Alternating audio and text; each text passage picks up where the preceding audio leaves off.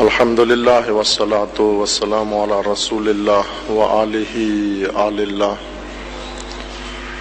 واللعنۃ الدائمۃ علی اعدائہم واعداء اللہ من یوم عداوتہم الی یوم لقاء اللہ. اما بعد فقال اللہ تبارک و تعالی فی کتابہ المجید وفرقانہ الحمید. اعوذ باللہ من الشیطان الرجیم. بسم اللہ الرحمن الرحیم. لو کنتم فی بیوتکم لبرز الذین کتب علیہم القتل الی مضاجعہم. درود پڑھیے محمد وآل محمد.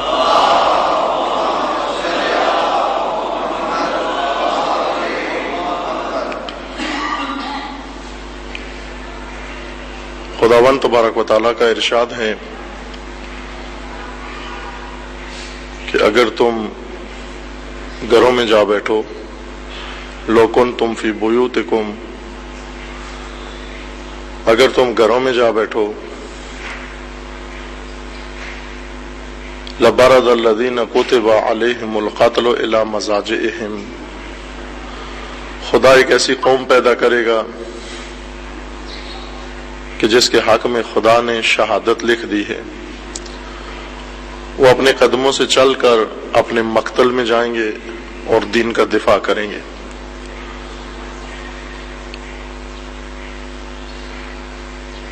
آج جہان اسلام و دنیا اسلام جس صورتحال سے دوچار ہے،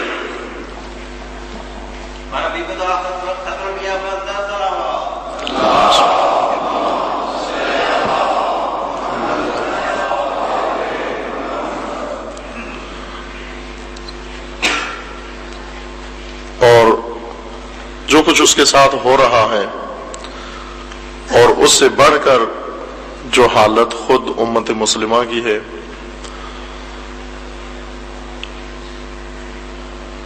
شاید تاریخ میں اس قدر افسوسناک حد تک ذلت و رسوائی جہان اسلام کے نصیب نہیں ہوئی.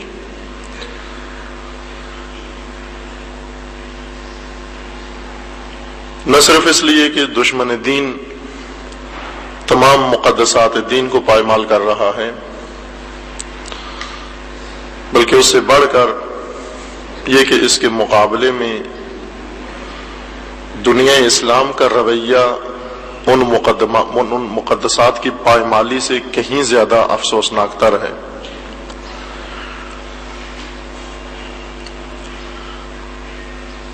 کیا وجہ ہے اس کی؟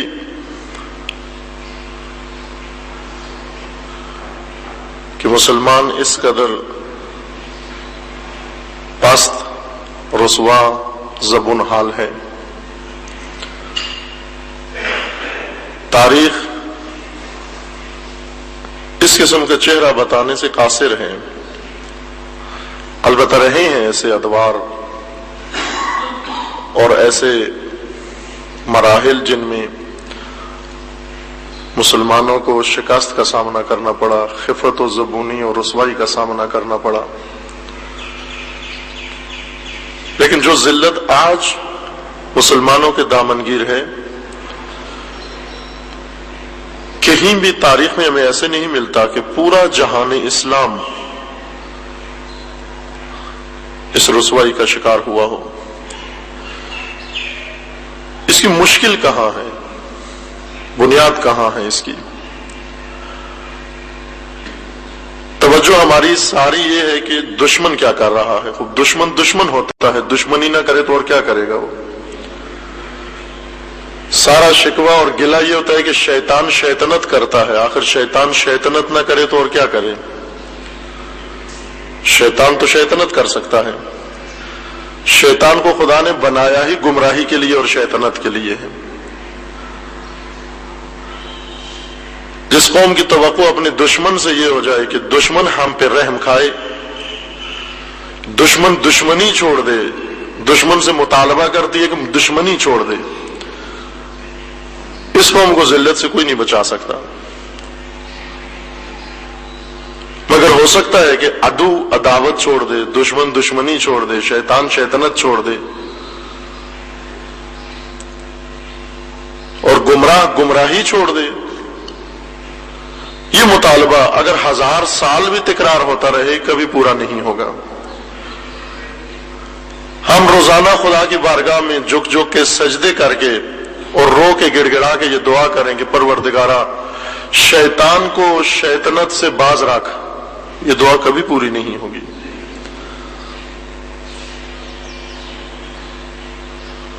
اور خدا نے بھی یہ نہیں فرمایا کہ جب بھی شیطان تم پہ حملہ ور ہوگا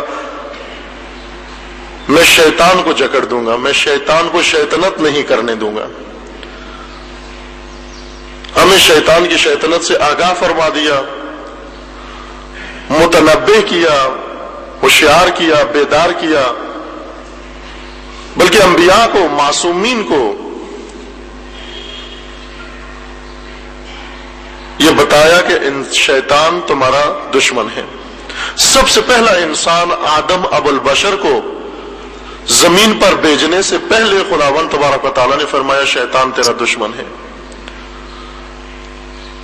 اور آدم نے بھی خدا سے یہ مطالبہ نہیں کیا کہ میرے دشمن کو دشمنی نہ کرنے دے، نہ شیطان سے مطالبہ کیا کہ تو دشمنی ترک کر دے، اور نہ خدا سے چاہا کہ شیطان دشمنی چھوڑ دے، بلکہ خدا سے یہ دعا مانگی کہ خدایا اگر تو نے اسے شیطان بنایا ہے اور وہ میرا دشمن ہے تو مجھے اتنی بصیرت عطا فرما کہ اپنے دشمن کو پہچان سکوں، اس کی دشمنی کو پہچان سکوں، اور اس کے دشمنانہ ہیلوں کو سمجھ سکوں، اور مجھے اتنی استقامت عطا فرما، مجھے اتنی قوت عطا فرما کہ میں دشمن کے سامنے دب نہ جاؤں، شکست نہ کھا جاؤں، جھک نہ جاؤں، تسلیم نہ ہو جاؤں۔ معصومین کی سیرت بھی اسی بات کی نشاندہی کرتی ہے۔ سید الشہداء علیہ السلام نے کربلا میں جو درس ہمیں دیا اور جس کو ہم نے عزا کی شکل میں زندہ رکھا ہے، وہ درس یہ نہیں ہے کہ خدایا زمانے میں کوئی یزید پیدا نہ ہو، وہ درس یہ ہے کہ پروردگارا جب بھی زمانے میں یزید پیدا ہو ہمیں حسینیت کی توفیق عطا فرما، کیونکہ یہ تو پیدا ہوتے رہیں گے، یہ تو پیدا ہوتے رہیں گے۔ حقیقت ابدی ہے رسم شبیری، یہ حقیقت ابدی ہے جو ہر دور کے یزید کے مقابلے میں خدا نے اس کو ایک سنت کے طور پر قائم کر دیا۔ اگرچہ انداز کوفی و شامی بدلتے رہیں گے اور بدل رہے ہیں، لیکن حسینیت و شبیریت ایک حقیقت ابدی ہے۔ دین شبیری ایک خاص دین ہے، نہ ہر دین دین شبیری ہے، ایک خاص دین دین شبیری ہے۔ جس قوم کا دشمن بیدار اور وہ قوم خود غافل اور خفتہ و بے توجہ، لاپرواہ اور بے حس،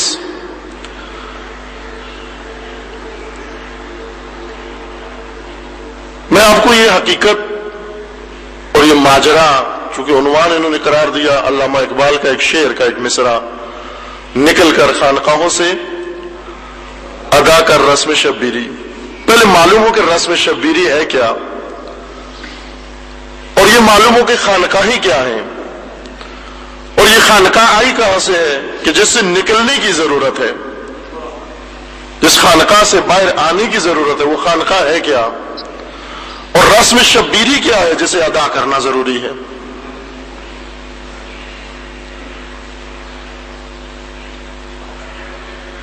علامہ اقبال نے ایک نظم لکھی ہے جو ان کی کتاب ضرب کلیم میں شیطان کی ابلیس کی مجلس شورا کے نام سے موجود ہے۔ ابلیس کی مجلس شورا یعنی ابلیس کی پارلیمنٹ۔ ابلیس نے اس میں تمام جہان میں موجود اپنے نمائندے ان کو طلب کیا، سالانہ اجلاس طلب کیا،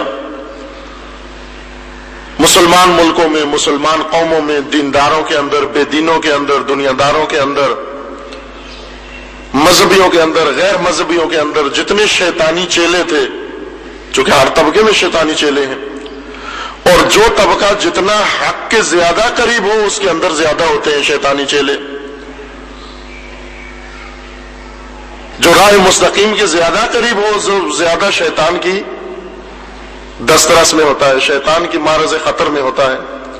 جو حق سے بہت دور ہو شیطان اس کی طرف سے مطمئن ہے، شیطان اس میں اپنا وقت ضائع نہیں کرو۔ بس یہ نہ کہنا کہ شیاطین ان گمراہوں کے اندر موجود ہوں گے، وہ تو ہے شیطانی چیلے، وہاں شیطان کو اپنا وقت ضائع کرنے کی ضرورت نہیں ہے۔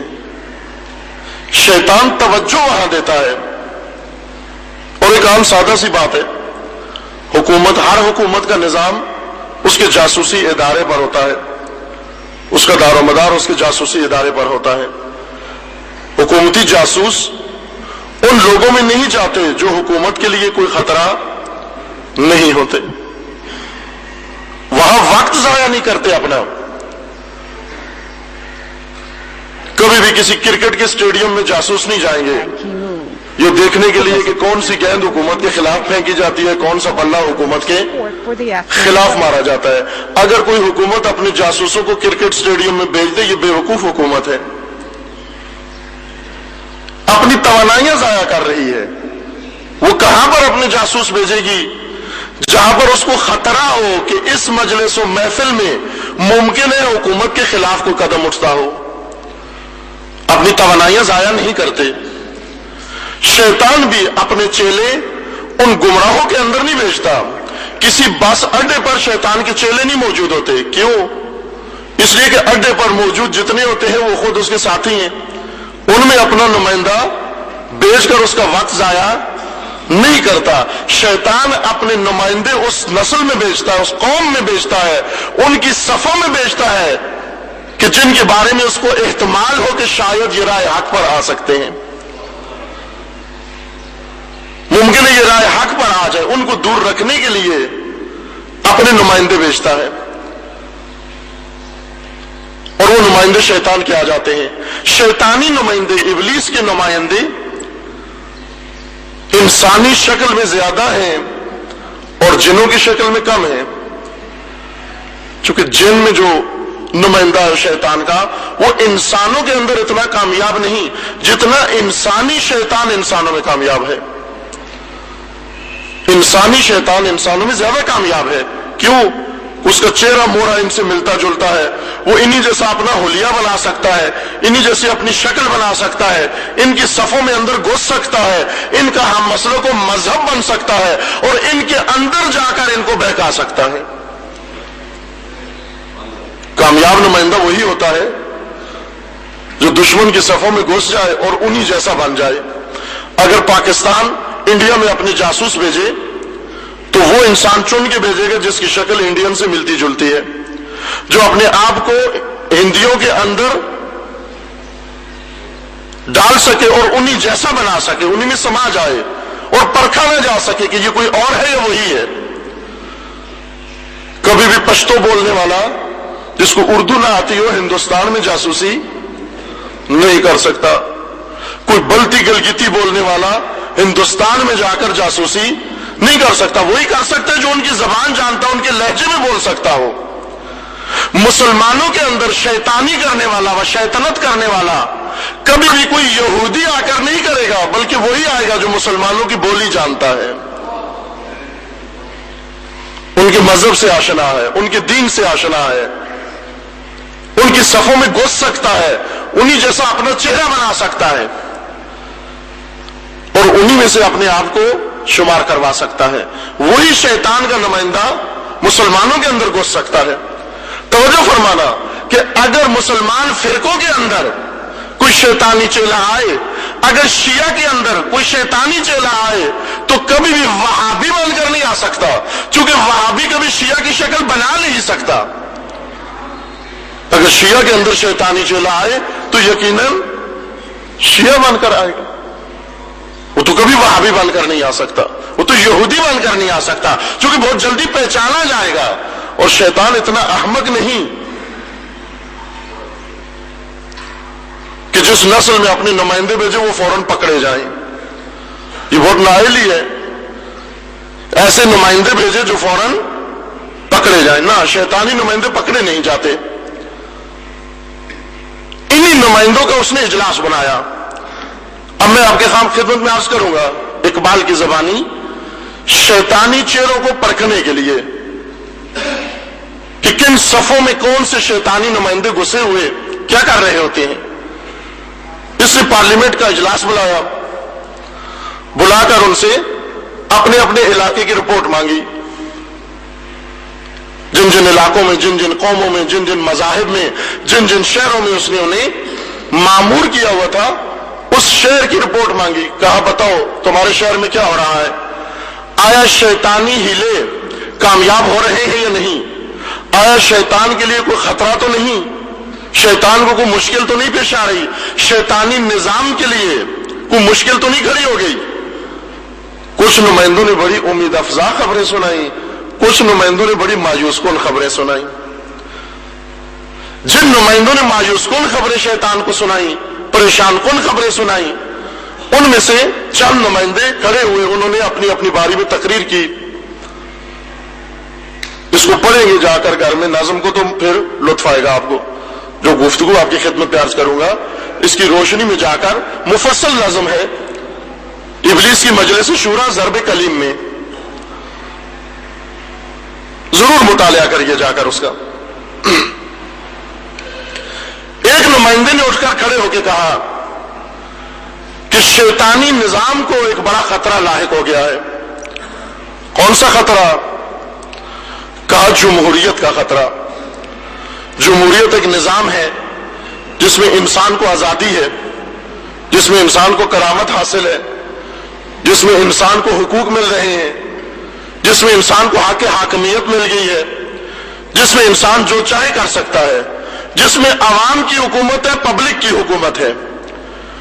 اور اگر لوگوں کو آزادی مل جائے، لوگوں کو ان کے حقوق مل جائیں، لوگوں کو ان کی کرامت و شرافت مل جائے، شیطانی نظام خطرے میں ہے۔ شیطان نے اسے ٹوکا اور اسے روک کر اسے جھڑکا، سرزنش کی۔ کس طرح سے سرزنش کی؟ کہا کہ تو بہت ظاہر بین ہے۔ شیطان کو اس پر افسوس ہوا کہ تو شیطان کا نمائندہ ہو کر اتنا ظاہر بین، اتنا سادہ ہے کہ جمہوریت دیکھ کر پریشان ہو گیا، جمہوریت کا نعرہ سن کر پریشان ہو گیا۔ تجھے معلوم نہیں کہ اصل ماجرا کیا ہے؟ پوچھنے لگا کیا ماجرا ہے؟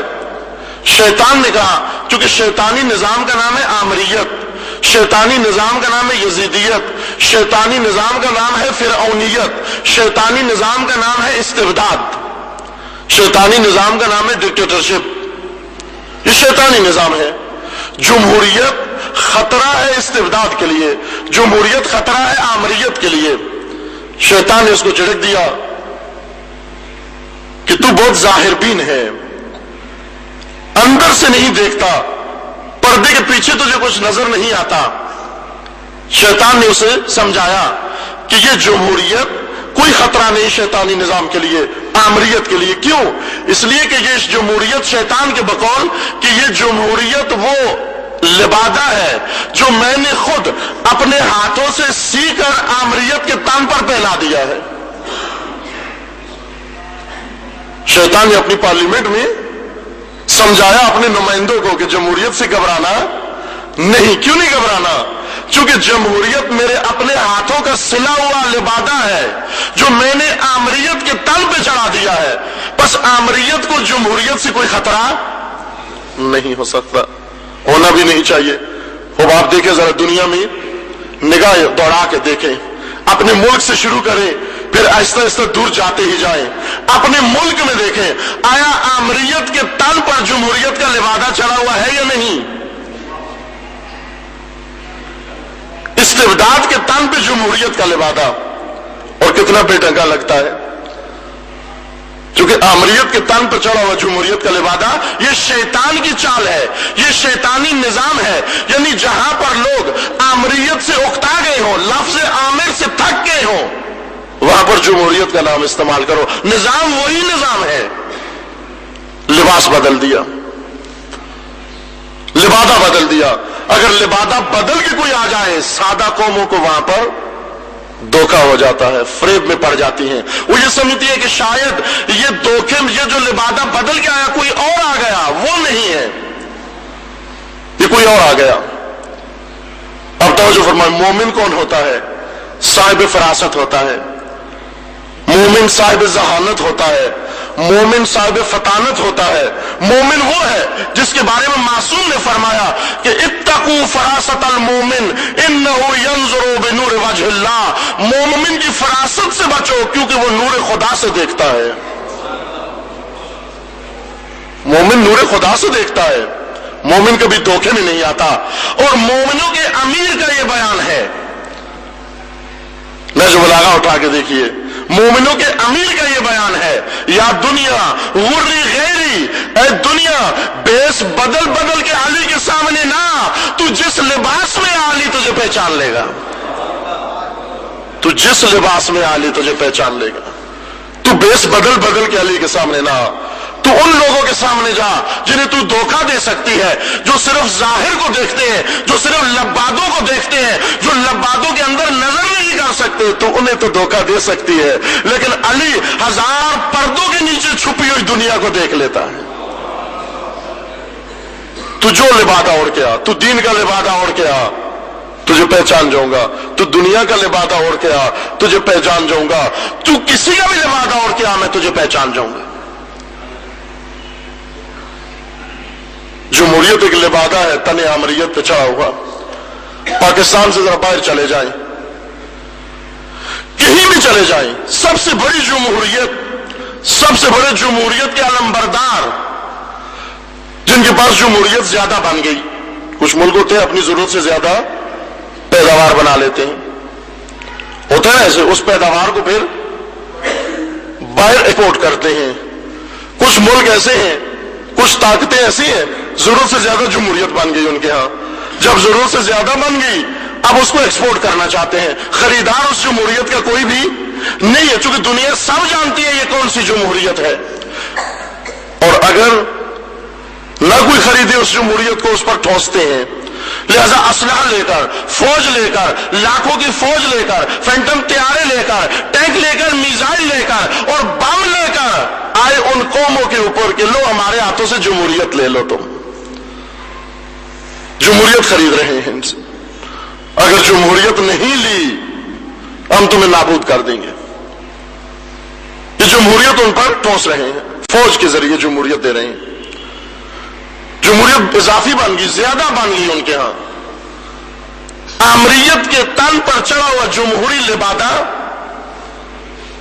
جو شیطان نے نظام بنایا ہے.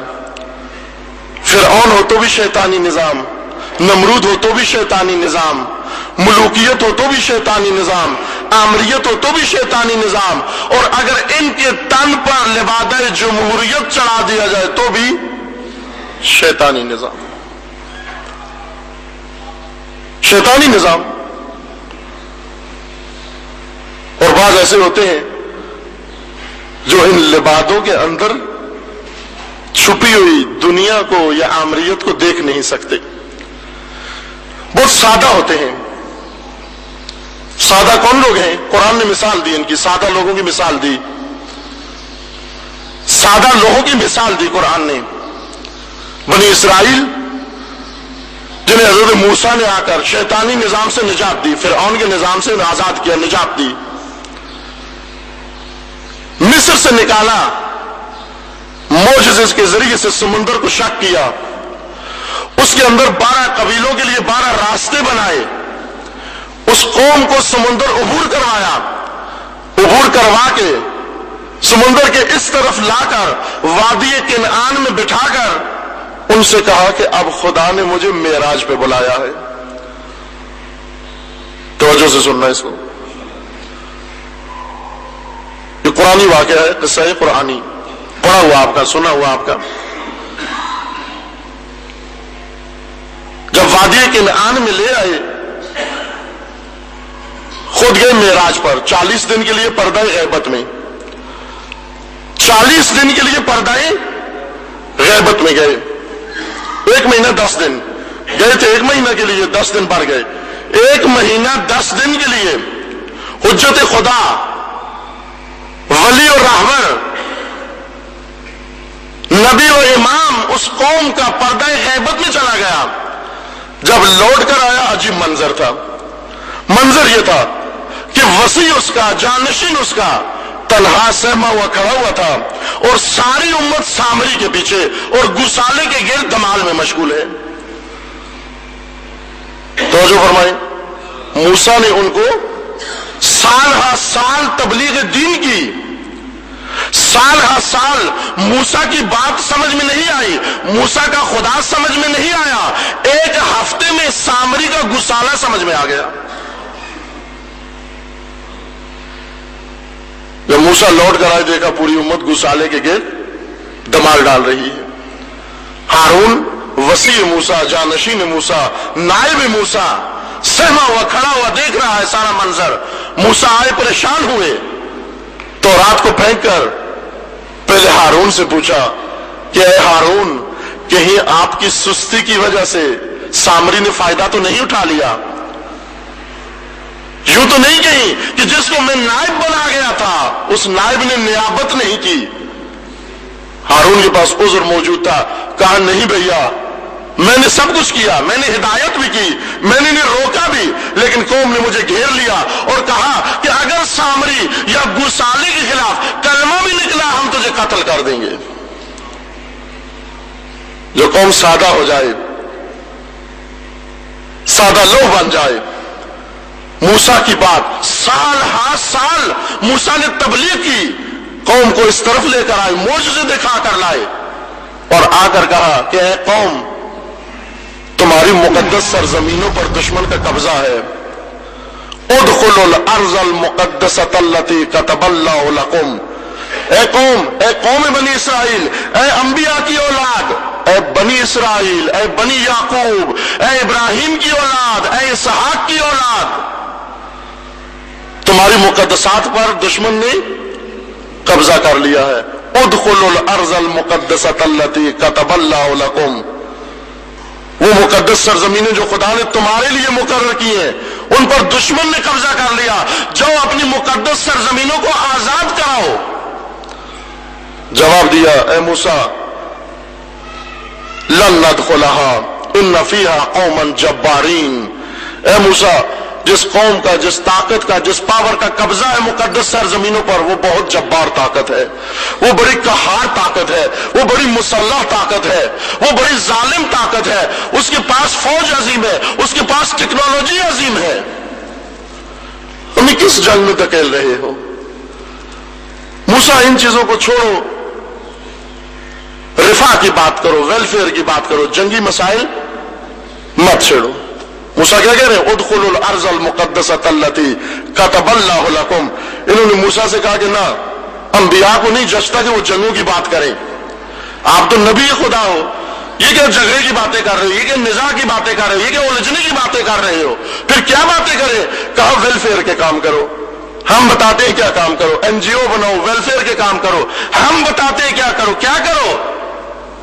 کہا کہ من و سلوہ لاؤ، چھوڑو جنگ کی باتیں، چھوڑو من و سلوہ لاؤ۔ من و سلوہ لے آئے کہ شاید یہ کھا کر تیار ہو جائیں۔ من و سلوہ کھا کے پھر کیا کہا؟ وَإِذْ قُلْتُمْ يَا مُوسَىٰ لَن نَّصْبِرَ عَلَىٰ طَعَامٍ وَاحِدٍ فَادْعُ لَنَا رَبَّكَ يُخْرِجْ لَنَا مِمَّا تُنبِتُ الْأَرْضُ مِن بَقْلِهَا وَقِثَّائِهَا وَعَدَسِهَا وَفُومِهَا۔ اے موسیٰ، ہم من و سلوہ کھا کر بھی تھک گئے، اب ہمارے لیے کیا کرو، یہ ٹوکری لو اور ہمارے لیے پیاز، ٹماٹر اور دالیں خرید کر لو کہ ہمارے پیٹ خراب ہو رہے ہیں۔ موسیٰ چھوڑو، جنگ کی باتیں نہ کرو، مقدس سرزمینوں کی باتیں نہ کرو، کھانے پینے کی باتیں کرو، من و سلوہ لے کر آؤ، ٹماٹر پیاز لے کر آؤ۔ پڑھا ہوا ہے نا قرآن، میں اپنی طرف سے نہیں کہہ رہا۔ ایک قوم جس کو ہادی آیا، ہادی خدا، حجت خدا، نبی خدا، ولی خدا، شیطانی نظام سے نجات دے کر سمندر کو شق کر کے اس طرف لے کر آیا، لیکن قوم کی حالت یہ ہے، اس قوم کی حالت یہ ہے، اس قدر سادہ ہے کہ سامریت کے بیس میں چھپا ہوا شیطان اس کو سمجھ میں نہیں آتا، گوسالے کے لبادے میں چھپا ہوا بت اور مورتی اس کو نظر نہیں آتی، موسیٰ خدا کی طرف بلاتا ہے، سامری بت کی طرف بلاتا ہے، اس کو سامری کی بات سمجھ میں آتی ہے، موسیٰ کی بات سمجھ میں نہیں آتی۔ یہ قوموں کا مزاج ہے، یہ قوموں کی دینداری ہے۔ ہر زمانے کا موسیٰ اسی طرح سے چیختا رہا، ہر زمانے کا موسیٰ، اور ہر زمانے کے موسیٰ کے مقابلے میں ایک سامری بھی رہا۔ اگر 1 مہینہ 10 دن موسیٰ پردہ غیبت میں گئے، معراج پہ گئے، 1 مہینہ 10 دن ایک سامری پیدا ہو گیا، تو جس امت کا ولی 1200 سال سے پردہ غیبت میں ہو، آیا اس امت کو ہوشیار نہیں ہونا چاہیے کہ اس امت کے اندر تو سینکڑوں سامری پیدا ہو سکتے ہیں؟ کیا اس امت کو ڈرنا نہیں چاہیے؟ اس امت کو ہوش میں نہیں آنا چاہیے؟ سامری کی پیدائش کے لیے 1 مہینہ 10 دن کافی ہیں، 1 مہینہ 10 دن کافی ہیں، پیدا ہو جاتے ہیں۔ لوگ کہتے ہیں کس طرح ہوا کہ اگر 18 ذی الحجہ کو رسول اللہ نے میدان غدیر میں ولی کا اعلان کر دیا اور پھر 28 صفر کو رسول اللہ کی رحلت ہو گئی، 2 مہینہ 10 دن کی بات ہے، 2 مہینہ 10 دن کی بات ہے۔ آج تک تعجب کرتے ہیں کہ یہ کیسے ہو سکتا ہے کہ رسول نے ولی ناصب کیا ہو، 2 مہینہ 10 دن بعد امت بھول گئی ہو۔ ذرا قرآن اٹھا کر دیکھو، 2 مہینہ 10 دن تو بڑی بات ہے، 1 مہینہ 10 دن میں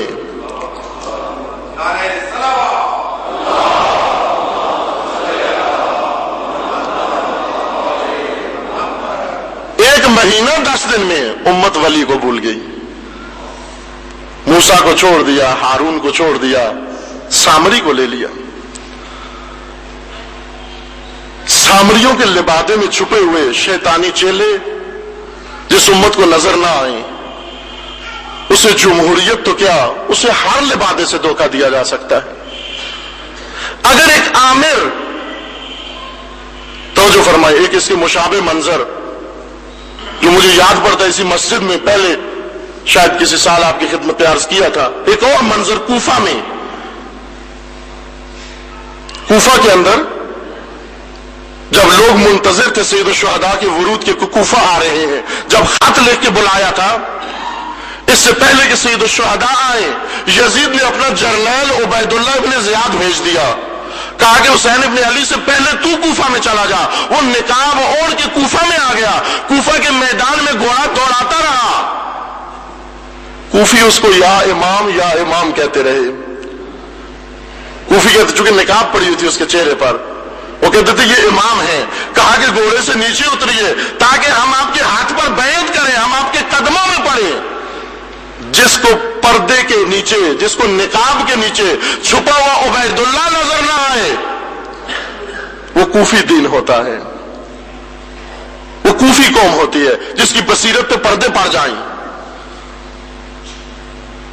عبید اللہ ابن زیاد نقاب اوڑھ کے آیا، کوفیوں کو سمجھ میں نہیں آیا، عبید اللہ کو حسین ابن علی سمجھ رہے تھے، لیکن جب اس نے نقاب الٹی، سکتے میں آ گئے، سروں پہ پرندے بیٹھ گئے، الٹے پاؤں واپس ہو گئے،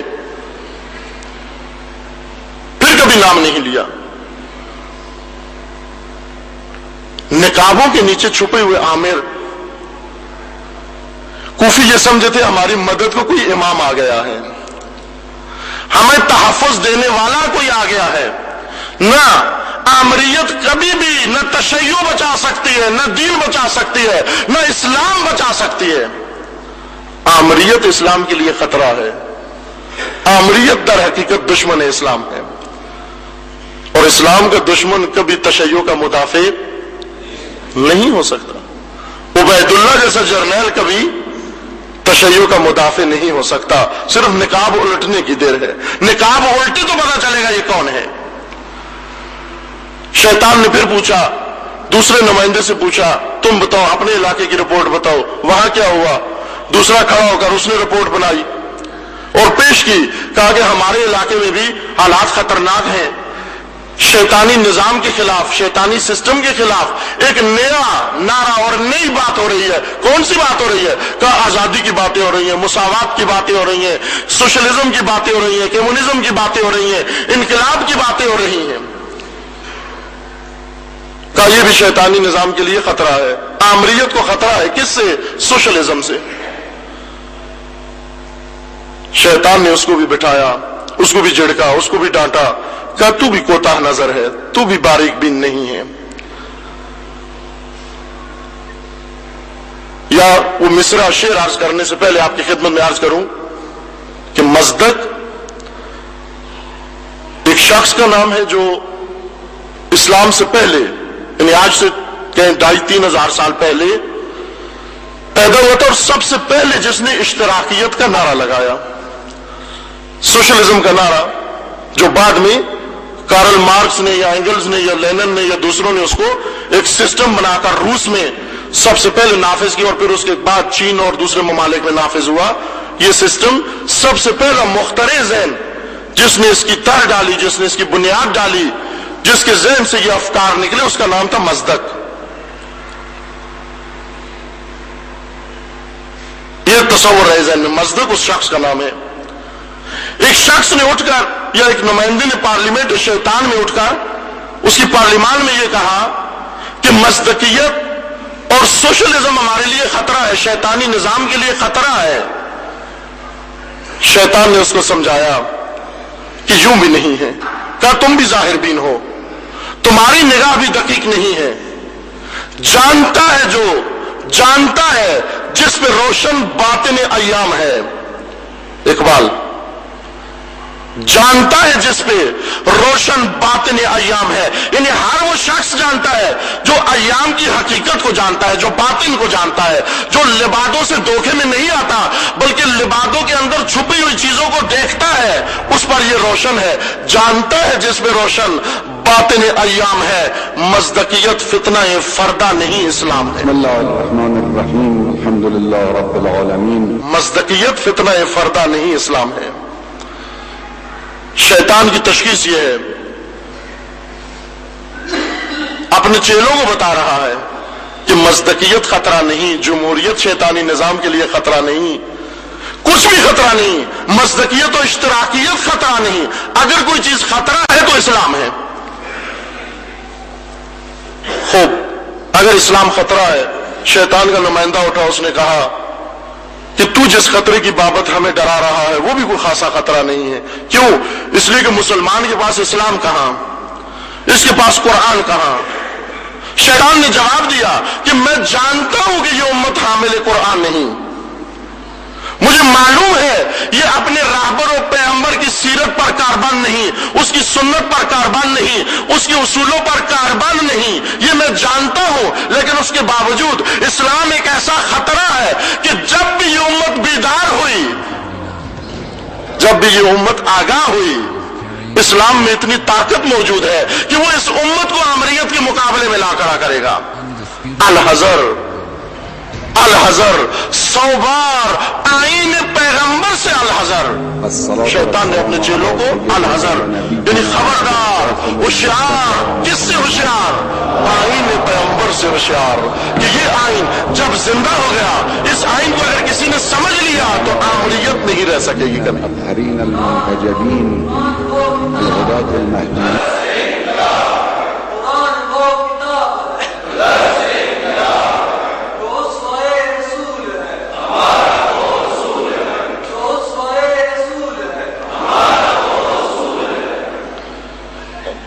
کیا کرو پھر کہ کبھی اسلام خطرہ نہ بنے آمریت کے لیے، شیطنت کے لیے، اسلام خطرہ نہ بنے۔ پس کیا کرو؟ شیطان نے اب راستہ بتایا۔ میں نے پہلے کہا نا کہ شیطانی نمائندے ہر قوم میں موجود ہیں، اور خصوصاً ان کے اندر موجود ہیں جو حق سے زیادہ قریب ہیں۔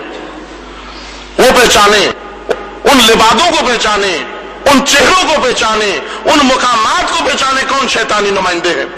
شیطان اقبال نے، یہ کسی شخص کی معمولی کی بات نہیں ہو رہی، مصور پاکستان جس نے پاکستان کا تصور دیا، تصور دے کر پاکستانیوں کو خطرات سے آگاہ کیا کہ شیطان تمہاری کمینگاہ میں بیٹھا ہوا ہے، شیطان نے تمہارے لیے منصوبہ بنا کے رکھا ہوا ہے، تم نے اسلام کے نام پر ملک تو بنا لیا، لیکن بتاؤ اسلام تک پہنچو گے کیسے؟ اسلام تک کیسے پہنچو گے؟ اسلام کے نام پر ملک بنا لینا آسان ہے،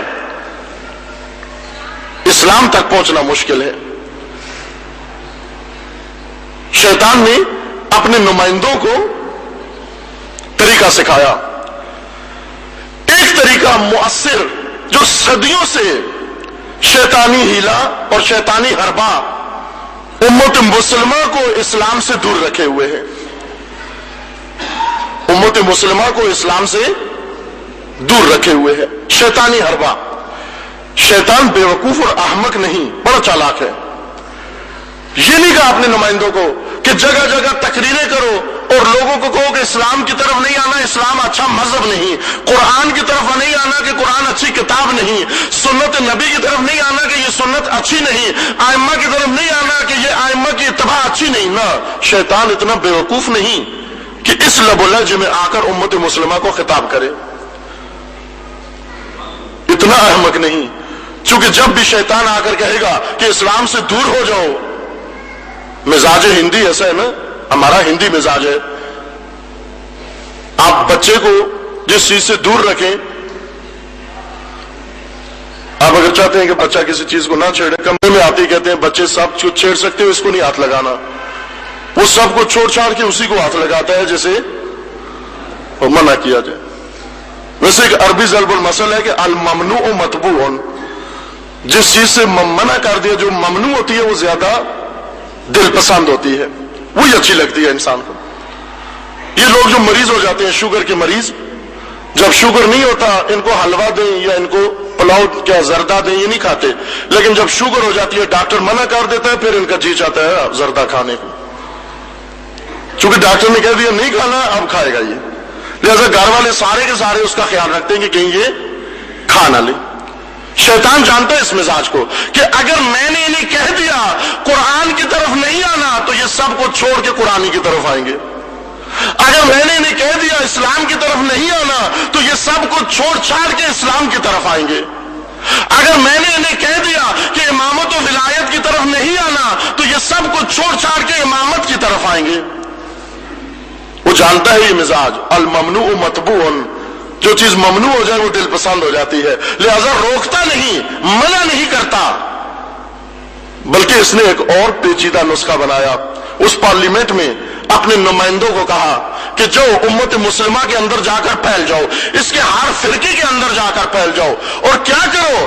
کہا کہ میں جو نسخہ بتاتا ہوں بس اسی پر عمل کرو، پھر دیکھ لینا کہ یہ امت کبھی اسلام کے قریب نہیں آئے گی اور یہ اسلام کبھی بھی شیطانی نظام کے لیے خطرہ نہیں بن سکتا۔ کیا نسخہ؟ نسخہ یہ تھا، مست رکھو ذکر و فکر صبحگاہی میں اسے، مست رکھو ذکر و فکر صبحگاہی میں اسے، پختہ تر کر دو مزاج خانقاہی میں اسے۔ اس امت مسلمہ کو کیا کرو؟ نہ کہو کہ نہیں آؤ مسجدوں میں، اس کو کہو بے شک پہلے سے زیادہ ہو مسجدوں میں، لیکن کیا کرو؟ مسجدوں میں آ کر فقط ذکر و فکر صبحگاہی میں مشغول ہو جاؤ اور مسجدوں کو خانقاہ بنا دو اور پختہ تر کر دو مزاج خانقاہی میں اسے۔ اس کے دینی مراکز کو خانقاہیں بنا دو، اس کی مسجدوں کی خانقاہیں بنا دو، ان کے مدرسوں کو خانقاہ بنا دو، اس کی امام بارگاہوں کو خانقاہ بنا دو، اس کے جلسوں کو خانقاہ بنا دو، اس کے جلوسوں کو خانقاہ بنا دو، اس کی عزاداریوں کو خانقاہی بنا دو، اور فقط ذکر و فکر میں اس کو مشغول رکھو، مزاج خانقاہی میں اس کو پختہ تر کر دو، اور جب تک یہ قوم مزاج خانقاہی بنا کر ذکر و فکر و ورد میں لگی رہی، شیطان کا کچھ نہیں بگاڑ سکتی، شیطان کا کچھ نہیں بگاڑ سکتی، آمریت کا کچھ نہیں بگاڑ سکتی، اگرچہ وہ مزاج خانقاہی اتنا پختہ تر ہو جائے کہ اس کے کعبہ کو بھی خانقاہ بنا دو، اس کعبہ میں 25 لاکھ امت مسلمہ ہر سال اکٹھی ہو کر چکر کاٹ کے آ جائے تو بھی آمریت کو کوئی خطرہ پیش نہ آئے، کی مسجد الحرام کو خانقاہ بنا دو، اس کے کعبے کو خانقاہ بنا دو. کیا کرے کعبے میں جا کر؟ ذکر و فکر صبحگاہی کرتے رہے، وہاں بھی فقط تسبیح پڑھتے رہے، وہاں پر بھی فقط کنٹھے رولتے رہے، وہاں پر بھی فقط کنٹھے رولتے رہے. خانقاہی دین. توجہ فرما لینا، شیطان نے کیا نسخہ اقبال کی نظر میں شیطان نے امت مسلمہ کے لیے کیا نقشہ بنایا، کیا منصوبہ بنایا. اب پتہ چل جائے گا کہ کون شیطانی چیلا کس قوم کے اندر رہتا ہے،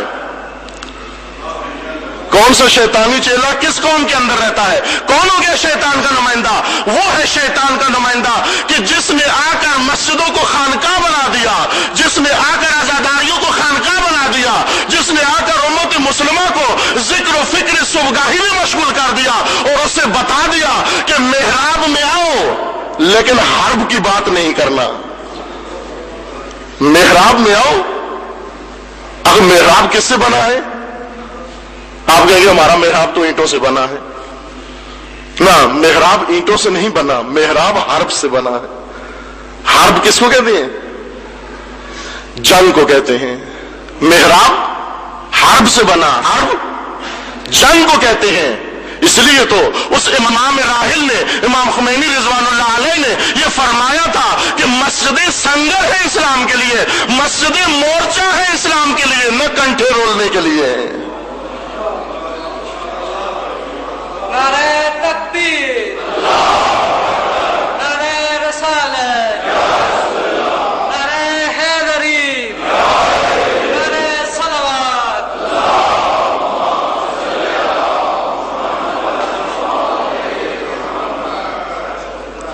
مست رکھو ذکر و فکر صبحگاہی میں اسے، پختہ تر کر دو مزاج خانقاہی میں اسے.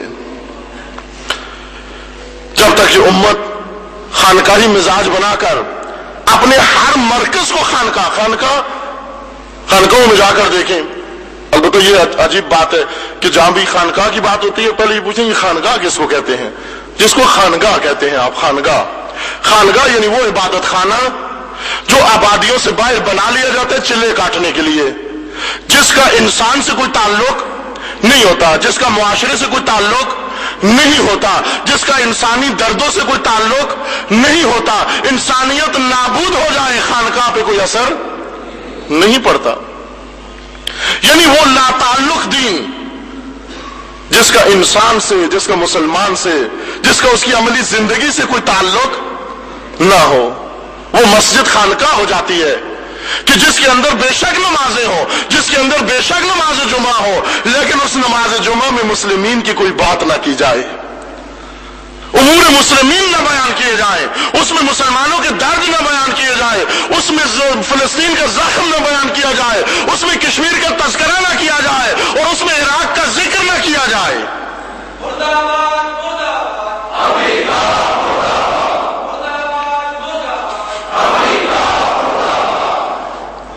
مست رکھو ذکر و فکر صبحگاہی میں اسے، پختہ تر کر دو مزاج خانقاہی میں اسے. وہ مدرسے جو ذکر و فکر صبحگاہی میں مشغول ہیں، پڑھتے رہو. مدرسے خانقاہ جب بن جائیں، فقط ذکر و فکر ہو،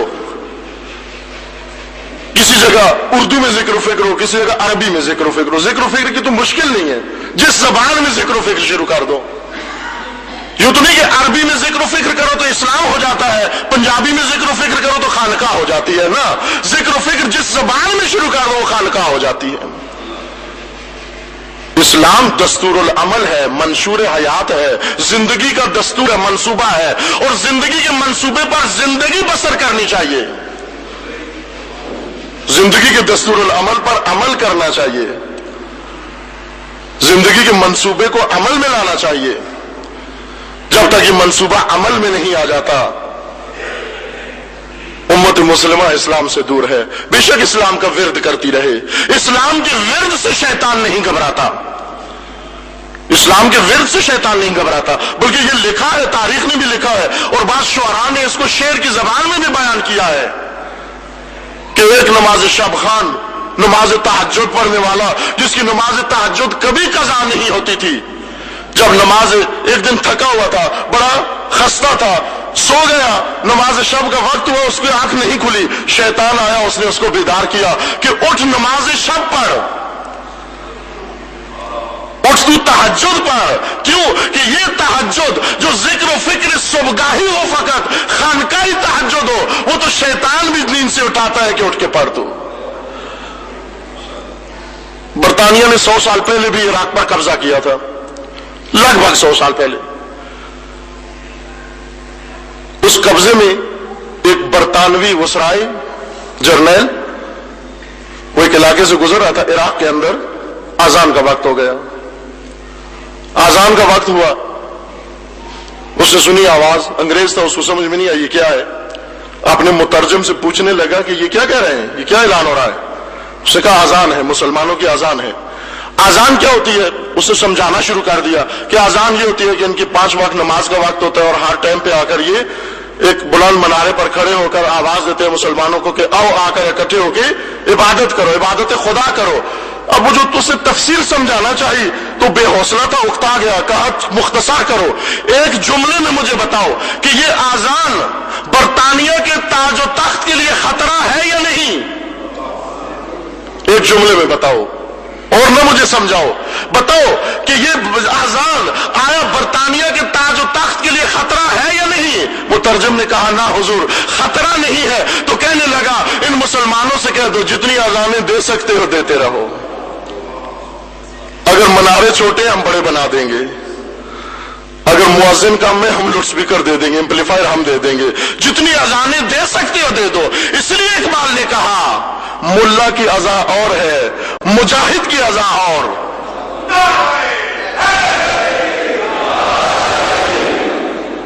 وہ اذان جو لوری بن جائے، وہ اذان جو سلا دے، وہ اذان جو غافل کر دے، وہ اور اذان ہے، اور وہ اذان جو ہوشیار کر دے، وہ اذان جو بیدار کر دے، وہ مجاہد کی اذان ہے۔ 12 تموز وعشا من مجاہد کی اذان ہے۔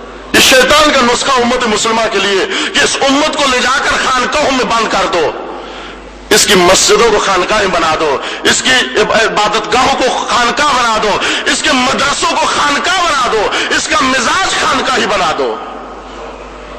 اب اگر خانقاہیوں کے ساتھ جو ہوتا ہے ہوتا رہے، خانقاہیوں کے ساتھ جو ہوتا ہے ہوتا رہے، جو کرتے ہو کرتے رہو، خانقاہیوں کے قرآن کی بے حرمتی ہوتی ہے ہوتی رہے، خانقاہیوں کے رسول کی بے حرمتی ہوتی ہے ہوتی رہے، خانقاہیوں کو کسی سے کوئی فکر نہیں ہے، خانقاہیوں کے اوپر بم برساتے رہے، خانقاہیوں کے امام کا گنبد اگر بم سے اڑا دیا جائے ان کو کوئی پرواہ نہیں ہوتی۔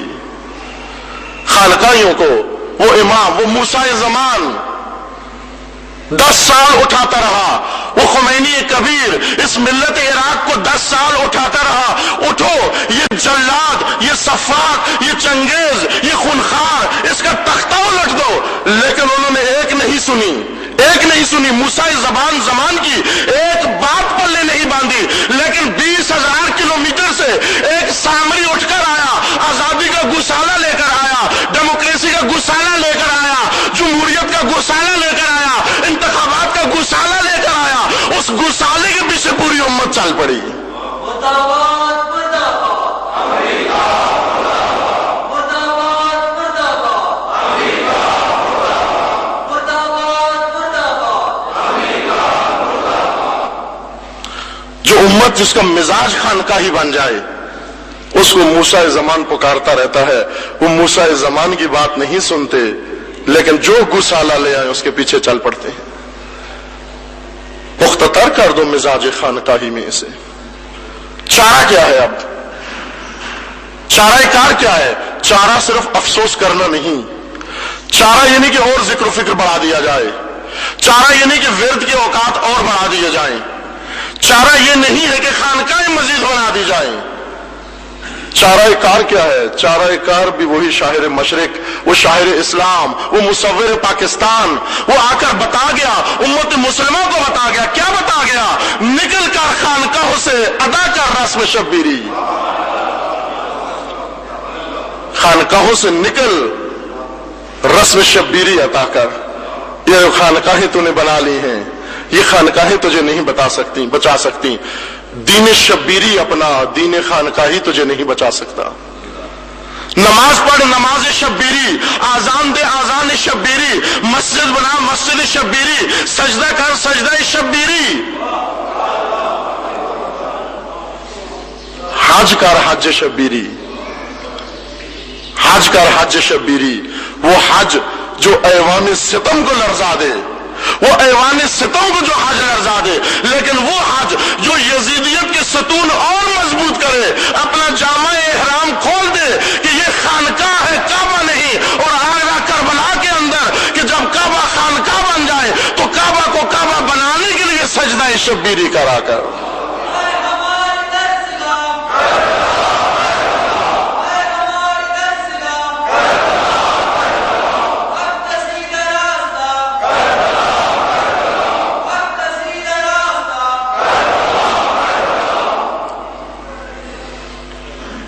نکل کر خانقاہوں سے ادا کر رسم شبیری۔ لیکن افسوس کہ مسجدیں تو خانقاہیں بن گئیں، مدرسے تو خانقاہیں بن گئے، امام بارگاہیں خانقاہیں بن گئیں، سب کچھ خانقاہ بن گیا۔ اس سب کا افسوس کعبہ بھی خانقاہ بنا دیا گیا، اس کا بھی افسوس سب کو خانقاہ بنا دیا گیا۔ لیکن سب سے بڑا افسوس کہ وہ آئین شبیری جو ان خانقاہوں سے امت کو نکال کر میدان میں لانے کے لیے تھا، اس کو بھی خانقاہی بنا دیا گیا۔ عزاداری فقط ذکر و فکر کا نام نہیں ہے، عزاداری آئین شبیر ہے، آئین شبیری ہے۔ عزاداری سے ایوان ظلم لرزتا ہے۔ اس آئین شبیری سے شیطان پریشان ہے کہ اس کی طرف نہ آنے پائے یہ امت، اس کی طرف نہ آنے پائے یہ امت۔ لیکن اس کے چیلوں کا کیا کہنا کہ اتنی نفاست کے ساتھ جہاں دوسری چیزوں کو خانقاہی بنا دیا، وہاں عزاداری کو بھی خانقاہی بنا دیا۔ عزاداری بھی ذریعہ بن گیا لوریاں سنانے کا۔ عزاداری تو لوریوں کا مرکز نہیں ہے، عزاداری بیداری کے مرکز ہے، بیداری کے اذانوں کا مرکز ہے، بیداری کے سجدوں کا مرکز ہے، بیداری کے نوحوں کا مرکز ہے، امت مسلمہ کو بیدار کرنے کا جلوس ہے۔ خانقاہی عزاداریاں ہوتی ہیں، ہنگو میں 35 لاشیں گر جاتی ہیں، پورے ملک میں خبر جا پہنچتی ہے، عاشور کا دن ہے، چند منٹ کے لیے احتجاج کے لیے تیار نہیں ہیں، کہتے ہیں ہماری عزاداری کا تقدس پائمال ہوتا ہے۔ یہ کون سی عزاداری ہے کہ شہیدوں کے لیے احتجاج سے اس کا تقدس پائمال ہوتا ہے؟ عزاداری تو ہے ہی شہیدوں کی راہ کو جاری رکھنے کا نام۔ اگر تو عزاداری کربلا کی ہے تو پھر تو شہیدوں سے اس کے اندر اور ولولہ پیدا ہوتا ہے۔ عزاداری میں تو شہید پلتے ہیں، عزاداری تو شہادت کے مقام تک انسان کو پہنچاتی ہے۔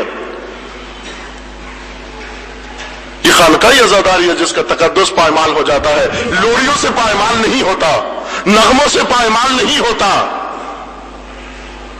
لیکن شہداء کا نام لینے سے پائمال ہوتا ہے۔ بنا دیا گیا اس کو۔ جرت ہے دشمن کی کہ آئین شبیری کی طرف بھی آئے اور اس کا ہدف بنا کر رخ کرے۔ اگر امت خفتہ نہ ہو، اگر غافل نہ ہو، اس کی مقدسات کی کوئی توہین کر سکتا ہے؟ اس کے رسول کو کوئی گستاخی کر سکتا ہے؟ جس کے ماننے والے کروڑوں اربوں کی تعداد میں ہو، اربوں پیروکار جس رسول سے لوگے ہوں، اس رسول کے پیروکاروں سے کوئی ڈرتا نہ ہو؟ کیوں نہ ڈرتا ہو جب اس رسول کے کروڑوں اور اربوں پیروکار خانقاہی بن جائیں؟ ان خانقاہی پیروکاروں سے کوئی نہیں ڈرتا۔ نہ سلمان رشدی ڈرا ہے، نہ ڈینش اخبار ڈرتا ہے، نہ ڈنمارک ڈرتا ہے، نہ اس کا پرائم منسٹر ڈرتا ہے، نہ اس کا سفیر ڈرتا ہے، نہ وہ معذرت کرتا ہے۔ کیوں؟ کس سے کرے؟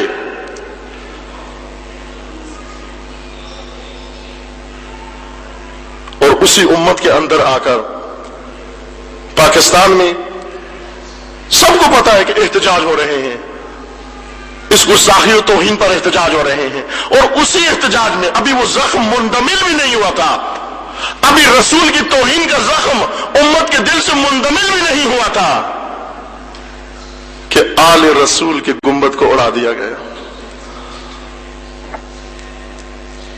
اتنے سے وقفے میں اور پھر منہ چڑھانے کے لیے دورہ بھی رکھ دیا پاکستان کا. آ بھی رہے تماشا دیکھنے کے لیے, منہ چڑھانے کے لیے. یہ اس امت کا منہ چڑھانا ہے کہ امریت, یزیدیت, اسلام کے ساتھ, امت مسلمہ کے ساتھ جو مرضی ہے کرے, اس کے مقدسات کے ساتھ جو مرضی ہے کرے, اور پھر اس کا منہ چڑھانے اس کی طرف آ بھی جائے اور اسے کہے میرا استقبال بھی کرو. یہ اس کے گلے میں ہار بھی ڈالے. کس کے ہار ڈالے کہ تو نے بہت اچھی توہین کروائی, تو نے گنبد اڑا دیا.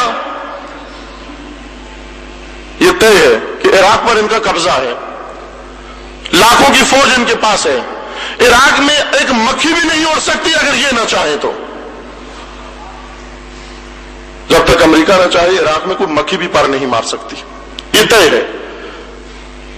سنی کو شیعہ سے لڑانے کے لیے, شیعہ کو سنی سے لڑانے کے لیے کبھی شیعہ کے مقدسات کی حرمت بے حرمتی کریں گے, کبھی سنی کے مقدسات کی بے حرمتی کریں گے, تاکہ اس امت خانقاہی کو آپس میں لڑاتے رہیں. نہ, یہ شیعہ سنی جنگ نہیں ہے. چند گروہ بنا لیے, خود بنائے انہوں نے. کوئی افغانستان میں بنا لیے, کوئی عراق میں بنا لیے, اور جو کام خود کرتے ہیں ان کے نام تھوپ دیتے ہیں, جن کو کوئی جانتا بھی نہیں ہے, جن کا کوئی وجود بھی نہیں ہے, جنہیں آج تک دکھا بھی نہیں سکے کسی کو, ان کے نام سونپ دیا کہ یہ فلاں نے کیا ہے. کس طرح سے ہو سکتا ہے کہ آپ کی لاکھوں کی فوج موجود ہو اور اس لاکھوں کی تعداد میں آ کر گنبد مقدس کو اڑا دیا جائے اور کروڑوں انسانوں کے مقدسات کی توہین کی جائے اور ان کے احساسات کو جریحہ دار کیا جائے؟ یہ ممکن نہیں ہے. شاید آج یہ امت خفتہ ہو اور ذکر و فکر خانقاہی نے اس سے سلا دیا ہو, لیکن زیادہ دیر یہ امت خفتہ نہیں رہے گی. زیادہ دیر خفتہ نہیں رہے گی. اس امت کے اندر آئین شبیری بھی موجود ہے. یہ ایک دن خانقاہوں سے نکل آئے گی اور خانقاہوں سے نکل کر مسلک حضرت شبیر اس نے اپنا لیا. پھر نہ تمہیں عراق میں چین ملے گا, نہ تمہیں پاکستان میں چین ملے گا, نہ کسی اور مقام پہ چین ملے گا. فقط منتظر رہو اس امت کی بیداری کے کہ جب خانقاہوں سے نکل کر آئین شبیر میں آنے والی ہے. یہ نکلے گی خانقاہوں سے, وہ دن دور نہیں. لیکن امت خفتہ کو دین خانقاہی سے نکال کر آئین شبیری میں لانے کے لیے کچھ افراد کی ضرورت ہے. کون سے افراد کی ضرورت ہے؟ مسلح افراد کی ضرورت نہیں, جنگجوؤں کی ضرورت نہیں. کس کی ضرورت ہے؟ دو مبلغوں کی ضرورت ہے جو آئین شبیری کی تبلیغ کریں آ کر. ایک بے ردا, پابند رسن بی بی کی ضرورت ہے.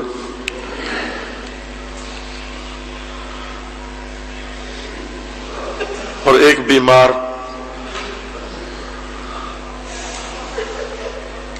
کمر خمیدہ, تازیانوں کے نشان سے, تازیانوں کے ضربوں سے سیاہ کمر, بیڑیاں ہاتھ میں, توق گردن میں, ایک مبلغ کی ضرورت ہے جو کوفہ بھی جائے. کون سا کوفہ؟ وہی جو خانقاہ دین میں ساکت بیٹھا ہوا تھا, خاموش بیٹھا ہوا تھا. اس کوفہ میں جائیں, اس کوفہ میں جا کر خانقاہیوں کو بتائیں کہ خانقاہیوں, دینداری ایسے نہیں ہوتی جیسے تم کر رہے ہو. دینداری ایسے نہیں ہوتی جیسے تم دکھا رہے ہو. وہ کوئی حالت خطبہ دینے کی نہیں تھی, خدا شاہد ہے خطبہ دینے کی حالت نہیں تھی.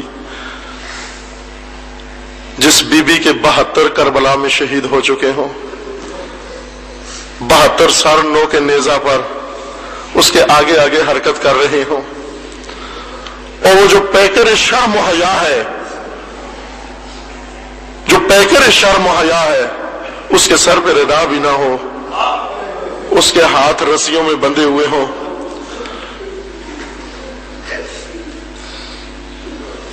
اور پھر وہ آئے کوفہ کے بازار میں اجنبیوں میں نامحرموں میں کھڑی ہو، لوگ تماشا دیکھنے آئے ہوں، ان تماشائیوں میں کھڑے ہو کر خطبے دے اور ان کو پکار کے کہے کہ اے امت، یہ جس کو باغی کہہ رہے ہو یہ باغی نہیں ہے، یہ حسین ہے، یہ شبیر ہے، یہ تمہاری رسول کا نواسا ہے۔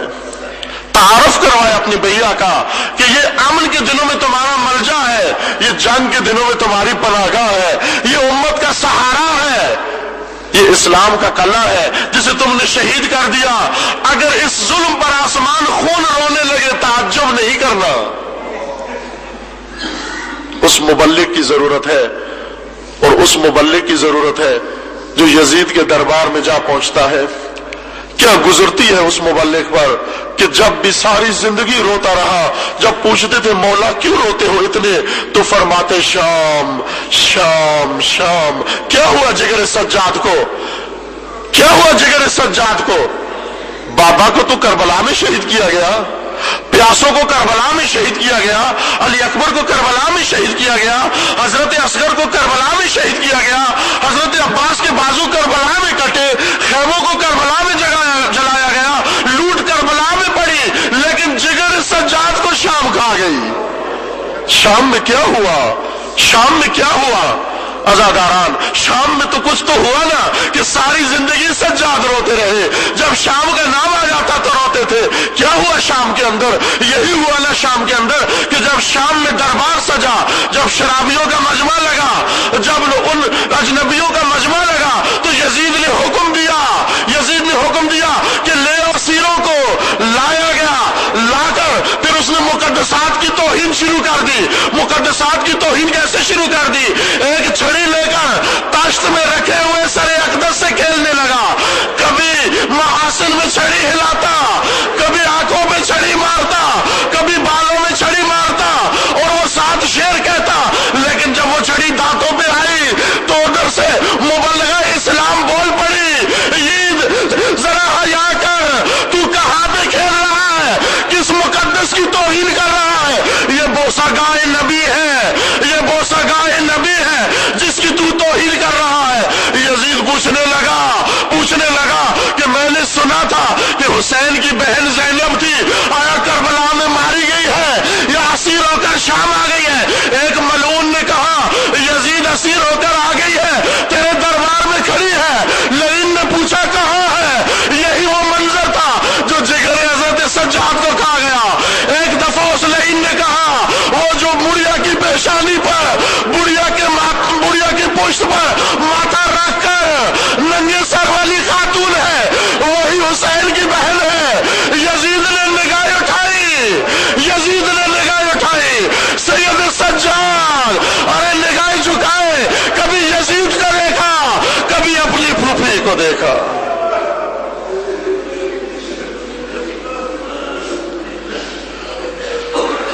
لعنت اللہ علی الظالمین فسيعلم الذين ظلموا أي منقلب ينقلبون اللهم بحق اسمك العظيم الأعظم الأعز الأجل الأكرم يا الله يا الله يا الله يا الله يا الله يا الله يا الله يا الله يا الله یا اللہ یا اللہ یا اللہ۔ پروردگارہ بحق محمد و آل محمد ہمارے اس قلیل سے ذکر کو اپنی بارگاہ میں قبول فرما، مومنین کے اس اخلاص و خلوص کو شرف قبولیت عطا فرما، جو مومنین اس دنیا سے رحلت کر گئے انہیں جوار رحمت میں مقام نصیب فرما، جو مریض علیل ہیں انہیں شفاء کاملہ نصیب فرما۔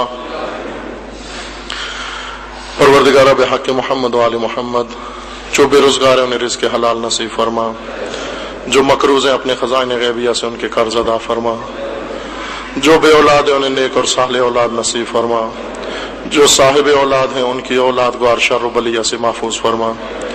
خدا بندہ عالم اسلام پر ظلم و ستم ہو رہا ہے، تمام مسلمین کو اس ظلم و ستم سے محفوظ فرما۔ ان ظالمین کو ظلم سمیت نیست و نابود فرما، امریکہ اور اسرائیل کا خاتمہ فرما، خدا بندہ ملت فلسطین کی حمایت فرما، ملت عراق کی نصرت فرما، مقامات مقدسہ کی حفاظت فرما، مقامات مقدسہ کی توہین کرنے والوں کو نیست و نابود فرما، گستاخان رسول اللہ کو اور ان شان رسول میں توہین کرنے والوں کو نیست و نابود فرما، خدا بندہ بحق محمد و آل محمد علماء کرام مراجع اعظام کی حفاظت فرما، راہبر عظیم الشان کا سایہ دراز فرما، انقلاب اسلامی کی حفاظت فرما، دشمنان انقلاب اسلامی کو نابود فرما، مملکت پاکستان کی حفاظت فرما، اس ملک کے ساتھ خیانت کرنے والوں کو رسوا فرما، اس ملک کے دشمنوں کو نیست و نابود فرما، آزاداران سید الشہداء علیہ السلام جہاں کہیں بھی اپنے سایہ حفظ و امان میں محفوظ فرما، دشمنان آزا و آزاداری کو نیست و نابود فرما، خدا بندہ بحق محمد و آل محمد اپنے ولی حق ولی اللہ العظم اجل اللہ تعالی فرج شریف کا جال در جال ظہور فرما، ہمیں حضرت کے آوان و انصار میں سننے کی توفیق عطا فرما۔ ایک اعلان ہے کہ احتجاجی ریلی میں شرکت کے لیے کل بروز جمعہ گاڑی امامیہ مسجد واکینٹ 1:15 بجے پر روانہ ہوگی۔ احتجاجی ریلی G62 سے نکلے گی۔ تمام برادران و خاران سے گزارش ہے کہ بس اسٹال پر رابطہ فرمائیں۔ تمام مومنین مسلمین، یہ جو گستاخیاں پے در پے شروع ہو گئی ہیں، اپنے اپنے شہروں میں اپنے تئیں آواز اٹھائیں، جتنا ہو سکتا ہے جہاں تمام ہے ان میں شرکت کریں، اپنے شہروں میں بھی گرد و نواح میں بھی بھرپور طریقے سے آواز اٹھائیں، چونکہ رسول اللہ کی شان میں توہین ہوئی، پھر اس کے بعد آل رسول تک نوبت پہنچی، اور یہ رکنے والا سلسلہ نہیں ہے اگر ان دشمنوں کے ہاتھ کاٹے نہ گئے تو، اور یہ موقع ہے، یہ فریضہ ہے، یہ عبادت ہے، انشاءاللہ ان میں بھرپور شرکت فرمائیں۔ تمام مرحومین کے لیے، مومنین و مومنات کے لیے، بالخصوص شہداء کے لیے، خاص کر شہداء ثانیہ ہنگو کے لیے، وبالخاص امام شہداء حضرت امام خمینی رضوان اللہ علیہ کے لیے سورہ فاتحہ۔